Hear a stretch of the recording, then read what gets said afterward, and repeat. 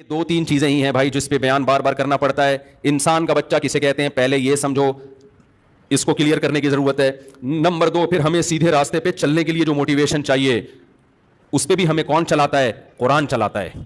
تو اس میں ہمیں سب سے پہلے یہ تصور دماغ میں بٹھانا پڑے گا کہ یہ دنیا رہنے کی جگہ بولو نہیں ہے. مریں گے یہاں سے, مریں گے. یہاں کی ترقی, یہاں کی عزت سب دو نمبر. پیرس میں نے ولاگ بنایا نا, تو بلڈنگیں دکھا رہا ہوں خوبصورت, تو مجھے خیال ہوا کہ ایسا نہ ہو لوگ اس پیرس کو زیادہ فری کرانا شروع کر دیں. جرمنی بھی گیا نا, تو اب لوگ بھی دیکھ رہے ہوتے ہیں, گھوم رہے ہیں. تو میں نے کہا تھوڑا سا ہم آخرت کا تڑکا لگا دیں تاکہ لوگوں کو بس یہ انجوائے کرنے کے لیے, کوئی دل لگانے کی جگہ نہیں. تو میں نے کہا بھائی یہ پیرس آپ دیکھ رہے ہیں لیکن یہ دنیا ہے بہرحال مسافر خانہ. جانا سب نے کہاں ہے, اورنگی ٹاؤن میں رہتا ہو, ڈیفینس میں رہتا ہو, پٹیل پاڑا میں رہتا ہو, گندے نالے میں رہتا ہو, مر کے جائے گا کہاں؟ جہاں پیرس والا بھی وہیں جاتا ہے جہاں یہ جائے گا.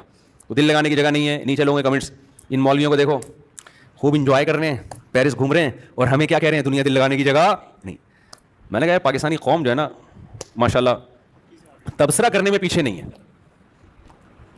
کہہ رہے دیکھو اگر دل لگا, ان کا مقصد یہ تھا اگر دل لگانے کی جگہ نہیں ہے تو کیوں جا رہے ہو پیرس ہے بھائی؟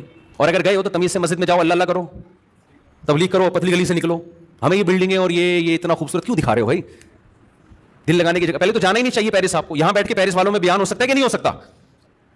تو میرا مقصد اس اعتراض کرنے والے کی بات کا جواب دینا نہیں ہے, یہاں بھی میرا مقصد آپ کا کانسیپٹ کلیئر کرنا ہے. خوب سمجھ لو, دنیا سے محبت کرنے کی اجازت نہیں ہے ہمیں. اس کا یہ مطلب ہرگز نہیں ہے کہ دنیا سے کنارہ کشی اختیار کر لیں. یہ وہ رہبانیت ہے جو اسلام میں حرام ہے. پیرس سے محبت نہیں کر کے بھی پیرس جانا پڑے گا اگر اللہ نے آپ کو گنجائش دی ہے, پیسہ دیا, گھومو جا کے, کوئی مسئلہ نہیں ہے. نہیں ہے پیسے تو آرام سے چپ کر کے بیٹھ جاؤ, حسرت سے رالے مت ٹپکاؤ. کیونکہ جب ہمارے پاس گنجائش نہیں تھی تو پیرس جانے والوں کو ہم بھی حسرت سے نہیں دیکھتے تھے. ہم کہتے تھے جا کے کیا کر لے گا, مرے گا تو ہماری والی خبر بھی ملے گی اس کو, ساتھ والی, اور کیا ہوگا. جب نہیں ہے تو نہیں ہے, گئے تو انجوائے کر لو. کس نے منع کیا ہے؟ دل نہ لگاؤ. سمجھتے ہو کہ نہیں سمجھتے؟ دنیا سے بے رغبتی کا مطلب یہ ہرگز نہیں ہے کہ دنیا کو چھوڑ دو, کیونکہ دنیا کو چھوڑنے میں صرف پیرس کو چھوڑنا نہیں ہے. پھر یہ جو آپ نہاریاں اور بریانیاں کھا رہے ہو یہ بھی چھوڑو, پھر ناشتوں میں پراٹھے بھی چھوڑو, انڈے بھی چھوڑو, پھر تو 2 ٹائم کی روٹی بھی, بلکہ 1 ٹائم کی روٹی کھاؤ. 1 ٹائم کھانے سے بھی زندہ رہتا ہے, اور وہ بھی جو کی روٹی ہونی چاہیے صرف پانی کے ساتھ. اور صرف وہ کھاؤ جو ڈاکٹر کہے کہ یہ پروٹین آپ میں کم ہو رہی ہے, یہ انڈا آپ ایک مقدار میں, جتنا ضرورت, جتنا ڈاکٹروں کے مشورے کی خوراکیں پتہ ہے نا آپ کو. ڈاکٹر جو خوراک بتاتا ہے نا خود بھی نہیں کھا سکتا وہ, اس کو پتا ہے یہ میں نہیں افورڈ کر, کیونکہ ڈاکٹروں کے مشورے کے مطابق تو صبح 2 ہاف بوائل انڈے.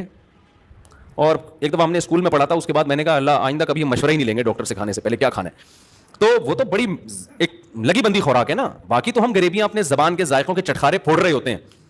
تو پھر یاد رکھو, دنیا اگر چھوڑنی ہے تو صرف لندن پیرس نہیں چھوڑنا پڑے گا آپ کو, پھر آپ کو صبح کے پراٹھے بھی بولو, کیونکہ اسلام میں تو کہیں نہیں ہے پراٹھے کھاؤ انڈے کھاؤ. اسلام میں تو پھر یہی ہے کہ یہ تمہاری مرضی ہے, کھانا ہے کھاؤ, نہیں کھانا ہے نہیں کھاؤ. تو ہر چیز چھوڑنی پڑے گی. تو اس بارے میں رسول اللہ صلی اللہ علیہ وسلم کی واضح تعلیمات ہیں, ان اللہ یحب الجمال, ان اللہ جمیل یحب الجمال. دیکھو 3 درجات ہوتے ہیں, ایک ہے ضرورت, ایک ہے آسائش, ایک ہے آرائش. 3 درجات ہیں پیسہ خرچ کرنے کے. ایک ہم پیسہ خرچ کرتے ہیں اپنی ضرورت پوری کرنے کے لیے, یہ بھی جائز ہے اسلام میں. ایک ہم پیسہ خرچ کرتے ہیں ضرورت تو پوری ہو رہی ہے, ذرا سہولت میں آ جائیں.